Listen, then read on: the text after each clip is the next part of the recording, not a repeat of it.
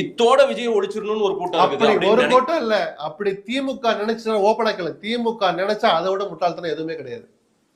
ஆனா விஜய் தன்னை திருத்திக்காம, இதுல இருந்து பாடம் கத்துக்காம ஒரு ஊருக்குள்ள கூட போற உரிமை விஜய்க்கு கிடையவே கிடையாது. விஜய் அந்த ஊருக்குள்ள விடவே கூடாது. சொல்ற ரெண்டையுமே நம்ம பேசணும் சார். நீங்க அந்த தரப்ப சொன்ன மாதிரி ஒரு பொது பார்வையில நானும் இந்த கருத்தை சொல்லுவேன். உங்களை நீங்க மாத்திக்கிட்டு வாங்க. விஜய் இதோட முடிச்சிடலான்னு திமுக நினைச்சிச்சுன்னா அது ஜனநாயக விரோதம், முட்டாள்தனமானது. திமுக செய்ய மாட்டாங்கன்னு நினைக்கிறேன்.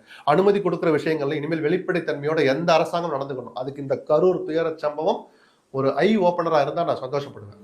விடுதலை சிறுத்தைகள் கட்சியினுடைய தலைவர் திருமாவளவன் விஜயை எஃப்ஐஆர்ல சேர்க்கல, விஜயை ஏன் கைது செய்யல அப்படின்ற ஒரு ஸ்டேட்மெண்ட்டும், கடந்த காலங்களில் விஜய் அவரே பல நிகழ்வுகள்ல அவர் வந்து கொஞ்சம் பெரிய ஒரு கூட்டமா தான் அவர் பார்த்திருக்காரு. இந்த கூட்டத்தை விட்டால் நாளைக்கு இது கலவர பூமியா மாத்திரும், இந்த கட்சியை இத்தோட இது வந்து பேசி ஆகணும். அரசியல் கருத்தா பார்க்கலாம். விஜய் என் துணை முதலமைச்சர் பதவிக்கு கொடுக்க கூடாதான்னு கேட்டுட்டு விடுதலை சிறுத்தைகள் இருக்கிற போதே ஆதவர்ஜுனா அந்த கருத்தை சொன்னார். விஜய் மேடையில போய் ஏறுறதுக்கு முயற்சிகளை பண்ணிட்டு இருந்தார். அது ஒரு காட்சி, அதெல்லாம் அரசியல். திருமாவளவன் இது மாதிரியான ஆயிரக்கணக்கான சங்கடங்களை தாண்டி வந்தவர். ஒரு கூட்டத்துக்கு அனுமதி வாங்கினா எவ்வளவு கஷ்டப்பட்டிருக்கோம். தோழமை கட்சி ஆன பிறகு எங்களை என்ன பாடுபடுத்துறீங்க?